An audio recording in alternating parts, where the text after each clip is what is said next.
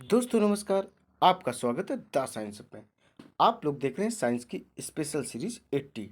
ये इम्पोर्टेंट है NTPC mains के लिए, रेलवे ग्रुप डी के लिए, पीएचडी टीएचडी सुपर टेट और टेट, इवन जितने भी एग्जाम्स होते हैं जिसमें साइंस आती है, यह सीरीज सभी के लिए इम्पोर्टेंट है। आइए दोस्तों स्टार्ट करते हैं क्वेश्चन नंबर 526 से। देखिए क्वेश्चन नंबर 526 क्या है। सिलिकॉन कार्बाइड का उपयोग किया जाता है। जो सिलिकॉन कार्बाइड है उसका उपयोग किसमें किया जाता है। ए नंबर देखिए, बहुमूल कठोर वस्तु को काटने में। बी नंबर कांच के उत्पादन में। सी नंबर इनमें से कोई नहीं। डी नंबर सीमेंट के निर्माण में। तो आप लोग बताइए दोस्तों किसमें उपयोग किया जाता है। देखिए हम बताते हैं, सिलिकॉन कार्बाइड का जो उपयोग है बहुमूल कठोर वस्तु को काटने में होता है। और सिलिकॉन जो कार्बाइड होता है, कार्बाइड को कार्बोरेंडम भी कहते हैं। क्या कहते हैं सिलिकॉन कार्बाइड को? कार्बोरेंडम भी कहते हैं। इसे कृत्रिम हीरा भी कहा जाता है। इंग्लिश में इसे आर्टिफिशियल डायमंड भी कहते हैं। 526 का जो करेक्ट आंसर हो जाएगा दोस्तों, वो क्या हो जाएगा बताएंगे आप लोग? वह हो जाएगा ए नंबर, बहुमूल कठोर वस्तु को काटने में सिलिकॉन कार्बाइड का उपयोग होता है। अब क्वेश्चन देखेंगे हम लोग 526। इलेक्ट्रो डिस्चार्ज मशीनिंग में कटिंग टूल बना होता है।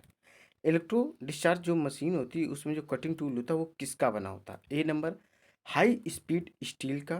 बी नंबर टूल स्टील का। सी नंबर कार्बिड टिप्ड टूल का। या डी नंबर ग्रेफाइट का।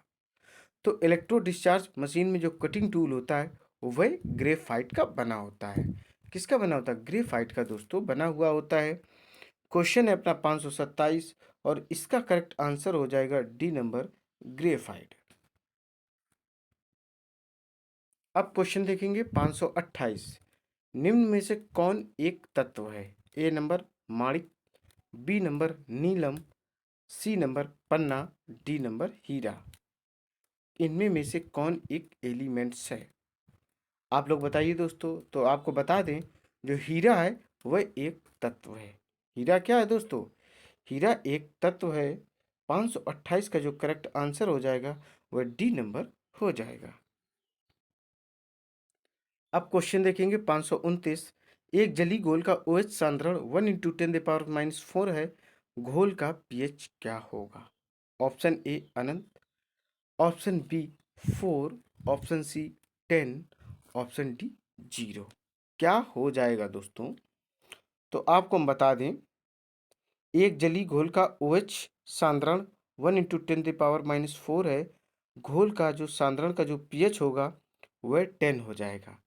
अगर pH 10 है तो ये चीज़ प्रदर्शित करता है ये बेस कैटेगरी में आएगा। कैसे? जिनकी pH वैल्यू 7 से ऊपर होती है, अर्थात 7.1 से ऊपर होती है, 7.1 होती है, वह क्षार की कैटेगरी में आते हैं। इनको इंग्लिश में बेसिक या बेस भी कहते हैं। और जिनकी pH वैल्यू 7 से कम होती है, 6.9 तक होती है, वह एसिड के रेंज में आते हैं। इनको अम्ल कहा जाता है। जिनकी pH वैल्यू 7 होती है, न्यूट्रल अर्थात उदासीन होते हैं, वो किस में आते हैं? उनको उदासीन या न्यूट्रल कहा जाता है। अर्थात आप बोल सकते हैं जो शुद्ध वाटर होता है, प्योर वाटर होता है, उसकी pH वैल्यू 7 होती है। अगर नॉर्मल वाटर की पूछी जाए तो 6.9 भी हो सकती है, 7.1 भी हो सकती है, जैसे समुद्र का पानी, किसी तालाब का पानी। तो डिपेंड करता है वो किस एरिया का पानी है। अगर शुद्ध पानी की बात की जाए, डिस्टिल वाटर या प्योर वाटर की बात की जाए, तो उसकी pH वैल्यू हमेशा 7 ही होती है। और पानी कैसा होता है? स्वादहीन, रंगहीन, गंधहीन होता है। तो दोस्तों 529 का जो करेक्ट आंसर हो जाएगा वह सी नंबर सही हो जाएगा। अब क्वेश्चन देखेंगे हम लोग 530। मोह मापनी का उपयोग किसको मापने के लिए किया जाता है? ए नंबर कठोरता, बी नंबर अम्लता, सी नंबर क्षारकता और डी नंबर इनमें से किसी को नहीं। तो दोस्तों आप लोग सोचिए और इसके क्वेश्चन के आंसर देने की कोशिश कीजिए। चलिए बताते हैं। मोह मापनी का उपयोग कठोरता को मापने के लिए किया जाता है। किसमें किया जाता है? कठोरता को मापने के लिए उपयोग किया जाता है। 530 का करेक्ट आंसर ए नंबर हो जाएगा कठोरता। अब क्वेश्चन देखेंगे 531, सोडियम को किस में रखकर संचित किया जाता है? ए नंबर मिट्टी का तेल, बी नंबर जल, सी नंबर वनस्पति तेल और डी नंबर इनमें से कोई नहीं। जो सोडियम है, सोडियम का जो फार्मूला होता है वह Na होता है और सोडियम को सुरक्षित रखा जाता है मिट्टी के तेल में, इसी को केरोसिन का ऑयल भी कहते हैं। सोडियम को किस में सुरक्षित रखते हैं? इसको मिट्टी के तेल में सुरक्षित रखते हैं क्योंकि ये एयर के साथ तुरंत रिएक्शन करता है। क्वेश्चन नंबर 531 है। 531 का जो करेक्ट आंसर हो जाएगा वह ए नंबर हो जाएगा मिट्टी का तेल। अब देखें क्वेश्चन नंबर 532, फेल्सपार एस्क है। फेल्सपार जो है किसका एस्क है? ए नंबर मैग्नीशियम का एस्क है, बी नंबर कैल्शियम का एस्क है, सी नंबर तांबा का है, डी नंबर इनमें से कोई नहीं। दोस्तों जो फेल्सपार है ये एल्युमिनियम का एस्क है। किसका है? एल्युमिनियम का ये एस्क है फेल्सपार। क्वेश्चन है अपने पास 532 और इसका करेक्ट आंसर क्या हो जाएगा? डी नंबर इनमें से कोई नहीं। और ये किसका है दोस्तों? ये है एल्युमिनियम का। किसका है दोस्तों? ये एल्युमिनियम का एस्क है। कौन? फेल्सपार। अब क्वेश्चन देखेंगे हम लोग 533, घरेलू साधनों जिनको डोमेस्टिक अप्लायंसेस कहते हैं में मिश्र धातु की तरह अथवा एक शुद्ध रूप की तरह सर्व सामान्य रूप से कौन सा धातु उपयोग किया जाता है? A number aluminium, B number लोहा, सी नंबर तांबा और डी नंबर जस्ता। तो बताइए दोस्तों किसका उपयोग किया जाता है? देखिए, घरेलू साधनों में मिश्र धातु की तरह अथवा एक शुद्ध रूप की तरह सर्व सामान्य के रूप से तांबा धातु का उपयोग किया जाता है। किसका? तांबा का उपयोग किया जाता है। तांबा को इंग्लिश में कॉपर और इसका साइन Cu होता है। तो अपना जो 533 का करेक्ट आंसर क्या हो जाएगा माय डियर स्टूडेंट? वह हो जाएगा सी नंबर तांबा। अब क्वेश्चन देखेंगे 534, एक धातु प्रायः अति चालकता जिसको सुपर कंडक्टिविटी कहते ग्रहण करती है ए नंबर कमरे के तापमान पर, बी नंबर उच्च तापमान पर, सी नंबर प्लाज्मा अवस्था पर, डी नंबर क्रायोजेनिक तापमान पर। किस पर अति चालकता अर्थात सुपर कंडक्टिविटी एक्सेप्ट करती है? कौन? मेटल्स। मेटल्स की विशेषताएं होती हैं कि ये इलेक्ट्रिसिटी की गुड कंडक्टर होती हैं। किसकी? इलेक्ट्रिसिटी के गुड कंडक्टर होती हैं। तो एक धातु प्रायः अति चालकता क्रायोजेनिक तापमान पर ग्रहण करती है। तो 534 का दोस्तों जो करेक्ट आंसर हो जाएगा वह हो जाएगा डी नंबर क्रायोजेनिक। किस पर दोस्तों? क्रायोजेनिक तापमान पर यह एक्सेप्ट करती है सुपर कंडक्टिविटी। अब देखें क्वेश्चन हम लोग 535, प्रयोग करने तथा औजार बनाने के लिए सर्वप्रथम किस धातु की खोज की गई थी? ए नंबर कांसा, बी नंबर लोहा, सी नंबर तांबा, डी नंबर जस्ता। सोचिए दोस्तों इसका करेक्ट आंसर क्या होगा? प्रयोग करने तथा औजार बनाने के लिए सर्वप्रथम तांबा धातु की खोज की गई थी। अगर आपसे पूछा जाए जब मानव की उत्पत्ति हुई थी तो उन्होंने सर्वप्रथम अर्थात पाषाण युग में किस धातु की खोज की थी? तो आप कह सकते हैं उस समय उन लोगों ने तांबा की खोज की थी। सबसे पहले तांबा की खोज की थी और उसी से औजार बनाते थे। उसके बाद इन्होंने लोहे की खोज की है। तो 535 का दोस्तों करेक्ट आंसर हो जाएगा सी नंबर तांबा। आइए क्वेश्चन देखते हैं 536, निम्नांकित में से कौन लौह चुंबकीय है? A number nickel, B number bismuth, C number aluminium, D number quartz. तो सोचिए दोस्तों जो लौह चुंबकीय अर्थात किसमें ऐसी क्षमता है जो मैग्नेट क्रिएट करता हो या लौह तत्व चिपकाता भी हो अर्थात मैग्नेट के उसमें करैक्टर पाए जाते हों। तो जो निकिल है वह लौह चुंबकीय है। निकिल क्या है? निकिल एक लौह चुंबकीय है। वैसे चुंबकीय पदार्थ जो चुंबकीय क्षेत्र की दिशा में प्रबल रूप से चुंबकित हो जाते हैं लौह चुंबकीय पदार्थ कहलाते हैं, जैसे लोहा, कोबाल्ट, निकिल, ईटीसी अर्थात आदि। क्या क्या है? लोहा है, कोबाल्ट है, निकिल है। तो अपने 536 का करेक्ट आंसर जो हो जाएगा वह हो जाएगा निकिल। क्या हो जाएगा, निकल हो जाएगा। इसी के अंदर लौह चुंबकीय गुण पाए जाते हैं। अब क्वेश्चन देखेंगे हम लोग 537। व्यंजन का स्वरूप प्रदान करता है। A number manganese, B number लोहा, C number chlorine, D number iodine. सोचिए दोस्तों, इसमें में से कौन है जो व्यंजन का स्वरूप प्रदान करता है।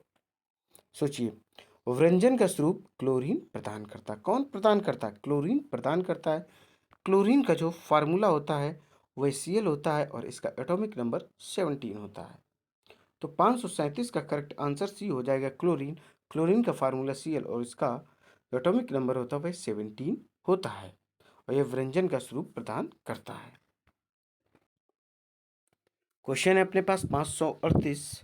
538 समान धातु के 4 तार का भार एवं विस्तृति का ग्राफ निम्नवत है। सबसे पतले तार को कौन सी रेखा दर्शाती है। देखिए, आप ओ देख पा रहे होंगे, ठीक है। चलिए मैं बताता हूँ कैसे। देखिए दोस्तों, ये ओ रहा, ठीक है। ये चीज भार प्रदर्शित कर रही है, ये विस्तृति प्रेजेंट कर रही है। ये ए, बी, सी और डी प्रदर्शित कर रहे हैं। अब हमें बताना कि समान धातु की 4 तार का भार एक विस्तृति का ग्राफ निम्नवत सबसे पतले तार कौन सी रेखा दर्शाते हैं। तो ऑप्शन नीचे दिए गए ए बी सी। ए में ओ सी है, ठीक है, ओ सी आप देख पा रहे होंगे। और बी में ओ डी है, ओ डी भी आप देख पा रहे होंगे। सी में ओ ए है और डी में ओ बी है। सभी को आप देख पा रहे होंगे। अब बताना इसमें कौन सा एक पतला तार प्रदर्शित करता है। देखिए दोस्तों, हम बता दें आपको, समान धातु के 4 तार का भार एवं विस्तृति का ग्राफ ओए में, किसमें, ओए रेखा सबसे पतले तार को दर्शाती है। अब ओए कौन सी दी गई है, तो ओए वाली ये लाइन दी गई है दोस्तों। कौन सी दी गई, ये लाइन दी गई है, आप लोग देख पा रहे होंगे। और इसका जो करेक्ट आंसर है वह हो जाएगा सी नंबर। क्या हो जाएगा, सी नंबर इसका करेक्ट दोस्तों आंसर हो जाएगा। ओए जो है वह सबसे पतला तार है। कौन है, सबसे सबसे पतले तार को यही प्रदर्शित कर रहा है। तो इसका करेक्ट आंसर यही दोस्तों हो जाएगा 538 का सी नंबर ओ ए। अब क्वेश्चन देखेंगे 539। निम्नलिखित में से कौन सा तत्व रासायनिक रूप में धातु व अधातु दोनों के समान कार्य करता है। A number argon, B number carbon, C number xenon, D number boron. कौन काम करता है, तो आप लोग थोड़ा सा सोचिए, थोड़ा सा टाइम देते हैं। चलिए बताइए।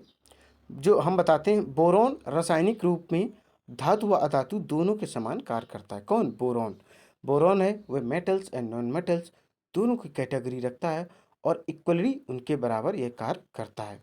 वैसे तत्व जो धातु एवं अधातु दोनों का गुण प्रदर्शित करते हैं उन्हें उपधातु और इंग्लिश में मेटलाइट्स कहते हैं। क्या कहते हैं, मेटलाइट्स उनको इंग्लिश में कहते हैं। उपधातुओं की संख्या 7 है। कितनी है, 7 है। बोरॉन जिसका सिंबल बी होता है, सिलिकॉन जिसका सिंबल SI होता है, जर्मेनियम जिसका सिंबल GE होता है, आर्सेनिक जिसका सिंबल AS होता है, एंटीमनी जिसका सिंबल जो होता है SB होता है, और टेलेरियम जिसका सिंबल TE होता है, पोलोनियम जिसका सिंबल PO होता है। तो कितनी है उपधातु, उपधातु टोटल 7 हैं। Boron, silicon, germanium, arsenic, antimony, टेलेरियम और पोलोनियम। 7 टोटल उपधातु हैं। उपधातु वो धातुएं होती हैं जिनमें धातु और अधातु के दोनों गुण होते हैं। उपधातु को इंग्लिश में मेटलाइट्स कहते हैं। तो 539 का डियर जो हमारा करेक्ट आंसर हो जाएगा वह हो जाएगा डी नंबर, बोरान, जिसको हम बी से प्रदर्शित करते हैं, इसका सिंबल होता है। अब देखेंगे क्वेश्चन नंबर 540। भविष्य का ईंधन कौन सा है। A number ethanol, B number hydrogen, C number methane और डी नंबर प्राकृतिक गैस है। कौन है दोस्तों, आप लोग बताएंगे। तो जो भविष्य का ईंधन है वह हाइड्रोजन है। हाइड्रोजन हल्की गैसेस भी होती है, ठीक है, और इसे क्या भविष्य का ईंधन भी कहा जाता। जो मीथेन होती है वह CH4 होती है। ये गोबर गैस से भी प्राप्त होती है और धान की खेती से भी प्राप्त होती है। प्राकृतिक गैस की बात करें तो स्पेशली प्राकृतिक गैस का आपने नाम सुना होगा जिसको CNG भी कहते हैं। क्या कहते हैं, कंप्रेस्ड नेचुरल गैस। क्या कहते हैं, संपीड़ित प्राकृतिक गैस भी उसको कहते हैं। स्पेशली ये वाहन में या व्हीकल्स में यूज की जाती है। क्यों यूज की जाती है? ताकि जो पोल्यूशन है, एयर पोल्यूशन है, वह कंट्रोल में रहे और कम से कम हो। तो 540 का दोस्तों जो करेक्ट आंसर निकल कर आ रहा है, वह निकल कर आ रहा बी नंबर। भविष्य का जो ईंधन है, फ्यूचर फ्यूल है, वह हाइड्रोजन गैस है। क्या है? हाइड्रोजन गैस है। अब क्वेश्चन हम लोग देख पा रहे होंगे 541, लिखने वाली पेंसिल में प्रयोग किया जाता है। A number graphite, B number गंधक, सी नंबर सोडियम और डी नंबर टिन। हम सभी जानते हैं जिस पेंसिल से हम लोग लिखते हैं उसकी जो निप होती काली काली सी होती है, वो किसकी बनी होती है? तो दोस्तों जो वह निप होती है पेंसिल की अंदर वाली, तो वह बनी होती है ग्रेफाइट की। किसकी बनी होती है? ग्रेफाइट की। ग्रेफाइट लिखने वाली पेंसिल में प्रयोग किया जाता है। ये कार्बन का अपरूप है। अगर आपसे पूछा जाए ग्रेफाइट किसका अपरूप है, तो आप कह सकते कि ये कार्बन का अपरूप है। तथा विद्युत का सुचालक भी होता है, अर्थात ये इलेक्ट्रिसिटी का गुड कंडक्टर भी होता है। कौन? ग्रेफाइट। तो 541 का माय डियर स्टूडेंट जो करेक्ट आंसर है वह ए नंबर है, ग्रेफाइट। क्वेश्चन देखेंगे 542, ऑक्सीजन की उपस्थिति में ग्लूकोज का कार्बन डाइऑक्साइड और पानी में ऊर्जा के विमोचन से संपूर्ण रूपांतरण क्या कहलाता है? ए नंबर वायु श्वसन, बी नंबर अवायु श्वसन, C number glycolysis, D number hydrolysis. क्या कहलाता है? दोस्तों सोचिए, चलिए बताते हैं। ऑक्सीजन की उपस्थिति में ग्लूकोज का कार्बन डाइऑक्साइड और पानी में ऊर्जा के विमोचन से संपूर्ण रूपांतरण वायु श्वसन कहलाता है। क्या कहलाता है? वायु श्वसन कहलाता है। और इसका जो करेक्ट आंसर निकल कर आ रहा 542 का, वह निकल कर आ रहा वायु श्वसन। वायु श्वसन का मतलब होता है एयर ब्रीथिंग, अर्थात ऐसी श्वसन प्रक्रिया जिसमें ऑक्सीजन उपस्थित हो। ऑक्सीजन को जीवनदायिनी गैस कहा जाता है और इसका फार्मूला O2 होता है। और एटमॉस्फेयर में जो ऑक्सीजन है वह 21% प्रेजेंट होती है। नाइट्रोजन 78% प्रेजेंट होती है। कार्बन डाइऑक्साइड 0.03% प्रेजेंट होती है एटमॉस्फेयर में। तो 542 का जो करेक्ट आंसर है वह ए नंबर है, वायु श्वसन। अब क्वेश्चन हम लोग देख पा रहे हैं 543, निम्नलिखित में से कौन सा ऑक्साइड उदासीन है? ए नंबर CO2 जिसको कार्बन डाइऑक्साइड कहते हैं, बी नंबर CO और सी नंबर Na2O और डी नंबर CaO। तो इसका जो करेक्ट आंसर क्या निकल कर आ रहा है, कौन सा ऑक्साइड जो होता है वह उदासीन होता है? तो ऑप्शन करेक्ट है बी नंबर CO अर्थात कार्बन मोनोऑक्साइड।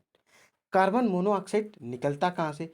जो विभिन्न प्रकार के वाहन प्रयोग किए जाते, जो इनमें ईंधन डाला जाता, जो ईंधन वह जलकर धुएं के रूप में निकलता है, उस धुएं में जो सबसे अधिक मात्रा में कोई गैस पाई जाती, वह कार्बन मोनोऑक्साइड पाई जाती, जो काफ़ी जहरीली होती है और यह एयर पोल्यूशन को बढ़ाती, अर्थात वायु प्रदूषण को बढ़ाती है। इसी प्रदूषण को कम करने के लिए इलेक्ट्रिक व्हीकल्स प्रमोट किए जाते हैं। CNG गैस वाले कहा जाता है कि इनका प्रयोग करें। जो CNG गैस होती इसका full form compressed natural gas होती, इससे कम मात्रा में कार्बन मोनोऑक्साइड रिलीज होती, जिससे एयर पोल्यूशन है वह कम होता है। दोस्तों 543 का करेक्ट आंसर बी है। अब हम लोग क्वेश्चन देख पा रहे हैं 544, टांका खालिस्तान से बनी मिश्र धातु है। टांका किससे बना? ए नंबर रांगा और तांबा से, बी नंबर सीसा और तांबा से, सी नंबर रांगा और सीसा से, डी नंबर इनमें से कोई नहीं। जो टांका है वह किससे बना हुआ होता है? तो आपको बता दें जो टांका है वह, टांका को इंग्लिश में सोल्जर या सोल्डर भी कहते हैं। यह शीशा एवं टिन से बना होता है। किससे बना होता है? शीशा एवं टिन से बना होता है। और दोस्तों इसमें कोई ऐसा ऑप्शन नहीं है, इसलिए हम जाएंगे इसके करेक्ट आंसर के साथ डी, इनमें से कोई नहीं। अगर पूछा जाए टांका किससे बना होता है? शीशा और टिन से बना हुआ होता है। आइए दोस्तों आगे देखते हैं 545 देखते हैं।